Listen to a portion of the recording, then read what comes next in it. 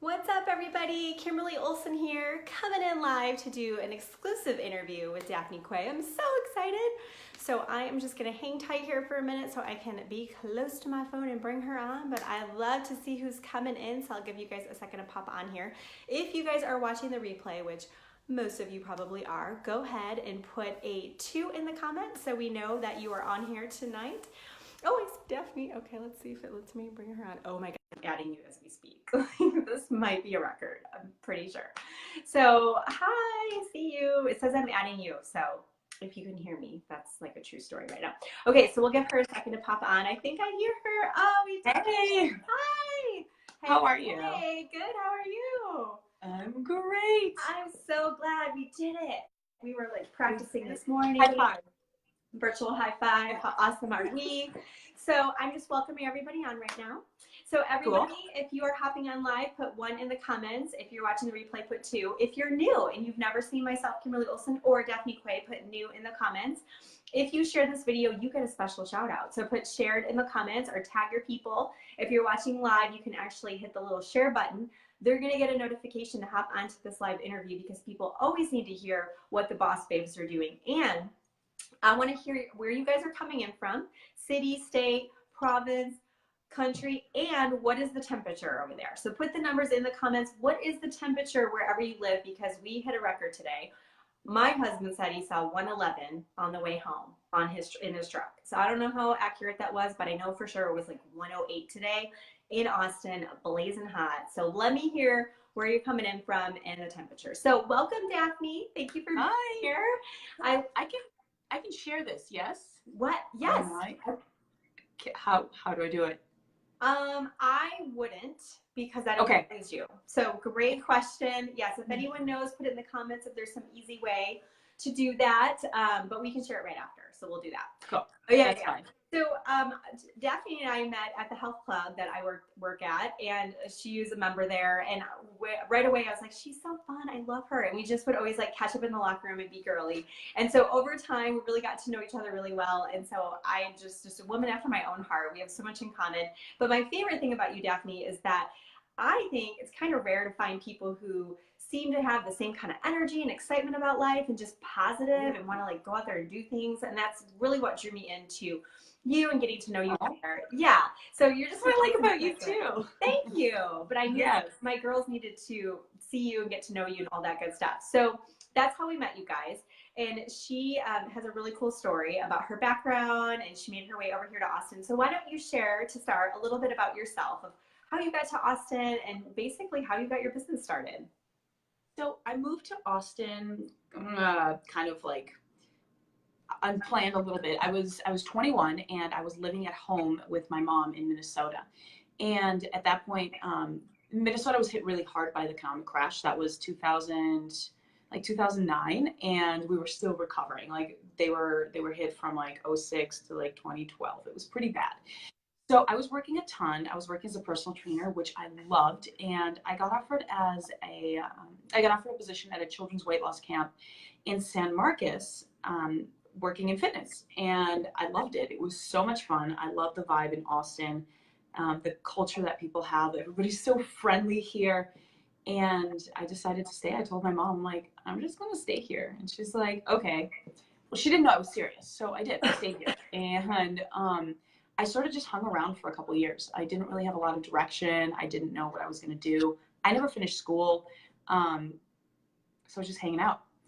And in 2012, I was kind of done, not knowing what I was doing. I mean, I was 24, so yeah. I told my mom that she's in real estate in Minnesota, and she's been in real estate since 1998, I want to say.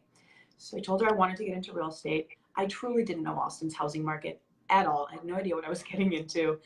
And she was super supportive. She's like, okay, let's do it. So I did. I went to real estate school. I got my license. And really the first few years were hard. I didn't know anybody. I thought I was business minded. I had no clue. So I really had to do a lot of studying, learning so many things about business and marketing and dealing with people. And just this whole new business, which is real estate. Yeah. So Now, Yeah. you don't know this about me, and you guys watching don't know this, but when I was 21, I actually got my real estate license. So, yeah, so I didn't know that either. I'm full of many layers like that. So I wanted to learn about how to flip houses because my undergrad's in business. So they're like, oh, well, you need to go to real estate school. So I went to real estate school, and they're like, oh, you need a broker to hold your license. So I got I had started working for a broker. 6 months in, I was like, what am I doing? This isn't what I wanted to do. But in the process, I learned, you guys, real estate is so similar to network marketing when it comes to leads and finding people. It was crazy. This was in 2001. So this is when, you remember dial-up? Like I don't know if you remember that, but I do. yeah. So you'd sit there and wait for like 2 days for the page to load. Well, we would open up the phone book and call people like to see if they were in the market. So as far as getting started, did you have to do that? As far as how did you find people? Because a lot of people watching this, they're building their prospect list, and it's a little frustrating sometimes. So how did you get started? Totally. One thing to keep in mind, I feel like, is that you're going to get more no's than yeses. And what's really important is building your brand. I think social media is a phenomenal tool that's not only free, but accessible by everybody. And you can literally just be you on there and sell yourself. And a lot of people use it very well, but there's still plenty of space for people to use social media. So I think that was a really big place for me to start building my brand, gaining trust, showing people like, I know what I'm doing. You should work with me. And little by little, from the business I got from social media, I was able to invest in other things that generated more business down the line. Yeah, you have to start somewhere. Absolutely. And also too, with getting started, I think sometimes people think of becoming an entrepreneur, like you said, you didn't know what you were getting into, and we think we know business, or we think we can build rapport with people, but they don't realize that it's a lot of work. It's a lot of late nights and blood, sweat, and tears. And for you being in real estate, a lot of evenings and weekends. How long did it take you where you felt like you were really hustling? And I know you still hustle, but like where you were just like grinding it out to make it work for yourself. How long do you think it took you? Well, so I went independent. I got my license 6 years ago, and I went independent almost 4 years ago, 4 years ago in December. And the first year and a half was hard. I didn't have a side hustle. I was just sort of making it happen. Wait, the question was when was I grinding it out? Yeah, like how long do you think, no, that's okay. How long do you think like if you think back, because I'm sure it was a blur, but like as far as like, there's this point, I think, for a lot of people where they're starting their business and they're working it, but they don't, when have you arrived? Like you've never arrived, but when do you get to the point where you felt like, I did it. This is my business. Was it a year? Was it? Girl, yeah. I think after about like a year and a half of working independently, I felt solid. Yeah. But there's always a new bar being set. Like at one point, one of my past clients, Shalesh, just said hi. I have to say hi to him. He was so cool. I can't see the comment, but you can say hi. Hello. Cool. So yeah, after about a year and a half, I felt really solid in what I was doing. I got my car wrapped 2 years ago, so that made me feel. I did that after I felt really good about what I was doing, like really, really confident. But I don't think there's really ever a point where we should allow ourselves to say, I have arrived, right? Because it's like we're always putting up a new bar.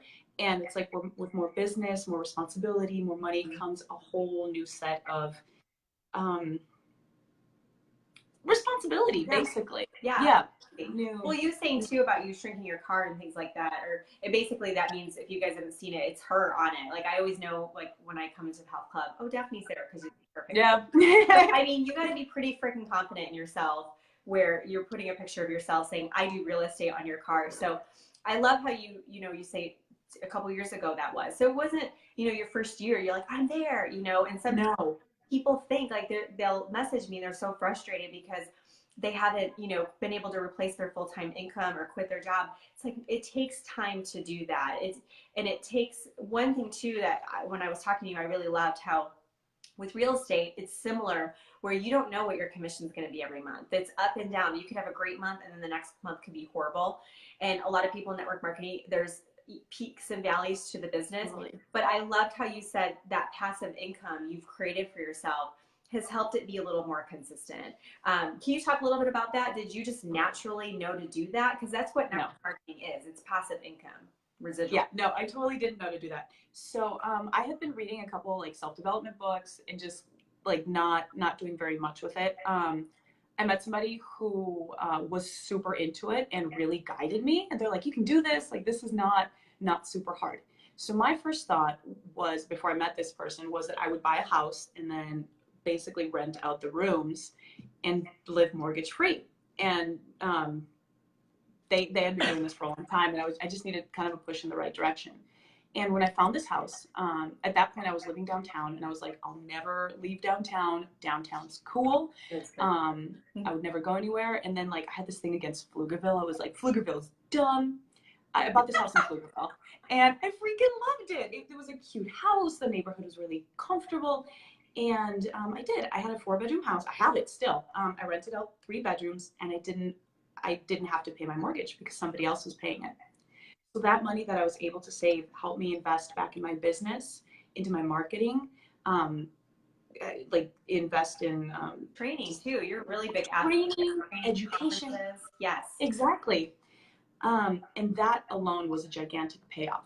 And because just like you said, the passive income, that was a huge, huge help. And I think had it not been for that house and the encouragement that I got from that person, may not have happened. You know, like what my life is today probably would not be here. Yeah. I love when you look back though and you're like, there's a divine, there was something divine with that. And I think it's really smart the way you did it though. So I think that's awesome for people to notice, like, building your business wisely, and you were able to get some leverage, with that residual income. So it's reinforcing how important it is.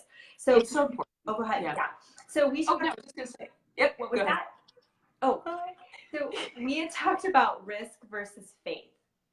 Yeah. So just like being an entrepreneur and things like that, and the balance between the two, do you think that can you take a risk and make it work for yourself? And are you having to step into faith and have confidence in yourself? Because you've mentioned confidence a couple of times. It's risky to move to a new city, to know no one like you did, to start a business, especially in real estate. It's not like, you know what I mean? Real estate's pretty crowded. It's a crowded market, meaning there's room for more. But, entering into that, not having the background and experience, how did you balance that as far as taking a risk and having faith? Or was it you had faith in yourself so you could take a risk? Like, what did that look like for you? So yeah, there's in any business, anything where you're working for yourself, there's always going to be some risk. Of course, some risk is going to be greater than others. But a lot of times I feel like we have these inspirations, these ideas that are born within us. And they're scary. They're these ideas that are big, and we just think, oh God, that's scary because what if it goes wrong? What if I mess up? What if? And I've been doing a lot of reading and studying lately, and I've switched that what if it goes wrong to what if it goes right. And I think if we all take a moment right now and we think about some big decision we've had to make at some point, and you think, what if that's some decision that changed your life, right? What if you didn't take it, and where would you be? And that decision that went right. And I think more often than not, these big risks we take, if they're calculated risks, go well. And if they do go wrong, I mean, really, what's the worst that could happen? I mean, worst case scenario, somebody could go bankrupt. Okay, yeah, but that's really a very small percentage of people. Yeah. I love that too, because I remember, I don't know if I was working with a life coach or something, but she had me write down everything that I was worried about, just everything on my mind. And, I know all of you got a lot going on in your mind. Like entrepreneurs, like we never turn our minds off. We're very creative. We're thinking about 20 million things all the time. But she had me write down every single thing. And then she said in the next column, write down the worst case scenario. And just write down what's the worst thing that could happen. That right. Mad at you, like you said, okay, so there's some major things like, okay, it could be a major health scare, or you go bankrupt, like you said. That's a very, very small percentage. It's a very small percentage. Yeah, 99% of the time, like you said, you probably look back and go, wow, like where would I be now if I hadn't taken that risk? And I just love that so much. And I feel too, like you have a really strong faith in yourself. Like you're very, I feel like you have confidence in yourself, and you know, you didn't know what you were doing, but you just kept taking a step forward to learn and figure it out and do the training and all that kind of thing and learn marketing and go to real estate school. And I think having that faith has been a big part. You probably don't realize it, but you seem like a very confident person. Yeah. Yeah. Well, and then before I forget to, the other thing about risk, I think I was telling you or somebody like yesterday, the thing about risk is like we're standing in this lily pad. Basically, we live on this lily pad, right? And it's like your risk is the next lily pad, and there's this much water between you and that lily pad. And it's like if you want to jump, because you will probably land. How did you get to your current lily pad? Because you were in another one at some point, probably jumped forward. And it's always just sometimes, yeah, the risk is a little bit bigger. But taking those risks, accomplishing your goals, and getting to where you want it to be, that's going to build the strength and confidence to just live life fully. That is so. What else? I love that analogy. I did not hear that. I freaking love it. Okay. I'm gonna totally draw the lily. Hi, Paul. There's Paul watching. Paul's awesome. He's in Houston. And Sherry. Woo woo. So, as far as overcoming failures, because in real estate and just like network marketing, it's constant rejection. And, you know, we're so hung on the outcome. I mean, network marketing is different. Bringing a new person onto your team is probably not quite as similar to selling a house. But I mean, yours is, there's so much into it because there's a couple of transactions per month. It's not like with network marketing, you have all these new customers and stuff like that. How do you handle that with like the objection, you know, the rejection you get, but also the letting go of the outcome? Because we talked about that. Tell me more about that. I think a lot of it is number one, mindset, and number two, it's practice. So it's like, I was actually talking to a friend about this, about stress. When you run your own business or you work for yourself, you have so much stress all the time. And it's like bench pressing, like it's so much, and eventually you get strong, and this stress that you were feeling is very manageable, and it gets to not be stressful after a while. And I think the same thing goes, unfortunately, for rejection. You try to do what you can for somebody, and they don't, they stop talking to you, or they they just disappear or whatever. And eventually you just kind of learn, like, it's not me.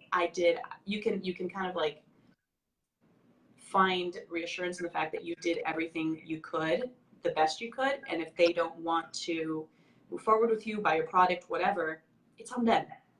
And letting that go, being able to let that go, that resentment, that anger, that frustration, stress, whatever you might have with that situation, will open up the energy and the door for somebody else who does want to work with you to come in. Ah, nice.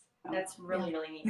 Plus, you guys notice the shift in energy. One is like constricted and you're trying to force it. And it all happens. We have that person just goes silent on us, crickets, they don't respond, or whatever happens, and you start analyzing it and you're thinking, what did I do wrong? Like you said, that's not positive or good, and it doesn't feel good. And then the other side, like you said, is you could open it up and let that go. And then bam, you've got this person you're working with that's awesome. And you think, are you serious? Which one would you rather work with? Like, totally. The second person. Plus it just makes you feel better too, which is really, really cool.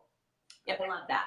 So what do you do for, and it was the last question I wanted to ask you, what do you do for daily mindset work, or just to work on, you said you've been reading a lot and things like that. What do you do for self-development to make sure you do stay at a high level as far as positive and just bringing your A game? What do you like to do? Yeah.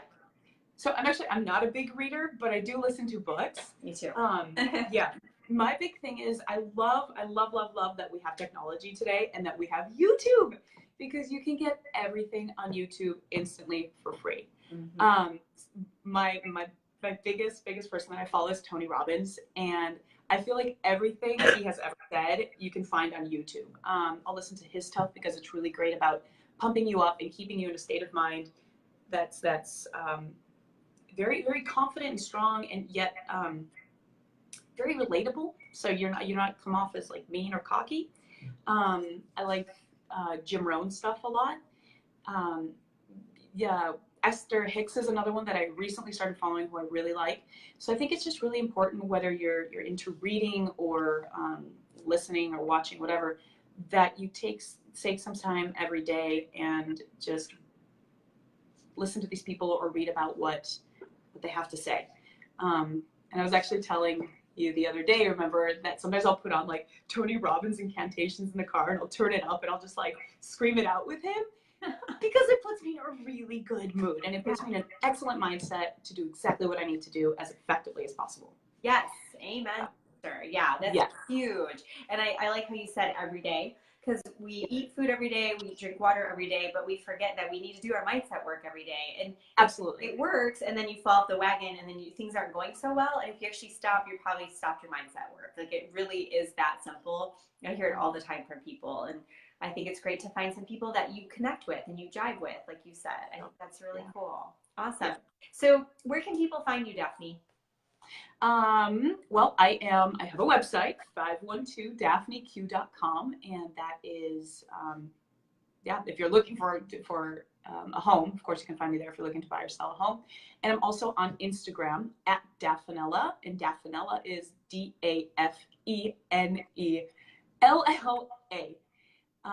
And then I'm here on Facebook, so add me, send me a message. I love helping people and reaching out, and whether it's real estate related or not. Awesome. Good. Well, you guys make sure you give her some hearts and likes for joining us tonight. And I'll let her go, and I'm going to tell you guys about my 15-minute Facebook party workshop, the last minute details if anyone wants to get on. So hold on one second. I don't want to bore her with the details of that. So Daphne, thank you for being on. You're awesome. And thank you so much. Time. Have a good Awesome. Thank you so much for inviting me. You're welcome. Okay. Bye. Bye. She's so awesome. Okay, so the 15-minute workshop real quick for those that are hanging on. So I am almost sold out. I can take 200 people for the workshop. So if you have no idea what I'm talking about, just put party in the comments with your email, okay? And I'll send you a link with all the information. If you guys already have gotten the email, you need to register if you want in, because I'm closing it out tomorrow morning because I need to prepare for it and I need to know who's in it, okay? So what it is, I have cracked the code on online events. I'll show you how to do a 15-minute Facebook party where you do your 15-minute Facebook party, you close it out in 48 hours. I've been averaging 50 warm leads per party, and I'm gonna show you guys how to do it, what to post, the content, what to say in it, what do you offer to create excitement around it, how to follow up, what all that good stuff. I'm gonna go over all of it. I'm gonna give it to you all. I'm gonna give you the party video. I mean, I'm talking about, here you go. So if you guys want in on that, just put your name, just kidding, put your email and put party in the comments. I need your email. Also, my Instagram bootcamp isn't open yet, but the wait list is open. So just put Instagram bootcamp in your email below if you want to get on that wait list. It's open August 9th. It's a 4-week crash course where I teach you how to double, triple, quadruple your Instagram followers. My goal is to get you to break 1,000 by the end of it. And I teach you everything. I have 12,000 followers on Instagram. So I teach you what I did to get there, what kind of things to post, all that good stuff. How do you create curiosity? How do you take your conversation to Messenger or the direct message on Instagram? It's the fastest growing social media platform. And we don't ever want to just build on one platform. If anything happened to your Facebook account, God forbid, it'd be nice to have a backup plan.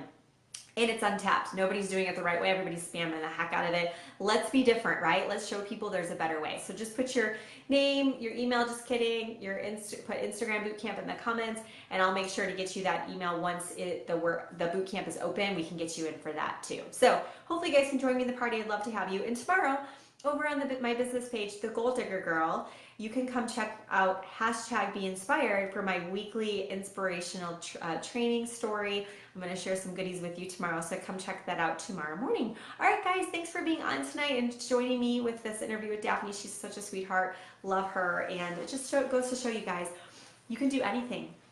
This is not going to quit you, okay? So you don't quit. You just keep going. You're going to freaking figure it out. I promise you I'm here every step of the way to help you in any way that I can, and you can have the life of your dreams. You can just do it, you guys. You just got to keep learning, okay? So don't give up. You guys are awesome. And we got, what, a week left, month end. You guys, don't throw in the towel. If your month isn't going the way you want, don't stop. Whatever you do now, it's the 23rd or somewhere around there. We've got 8 days left. It's going to set you up for August. Are you gonna roll in August 1st going, oh man, I dropped the ball and I just gave up? Or are you gonna roll in August 1st with your sales funnel full, tons of people to follow up with, crazy momentum to have the best month yet? That is up to you right now. So don't be the little slackers. I want you out there prospecting tonight. All right, I'll see you guys later. Bye.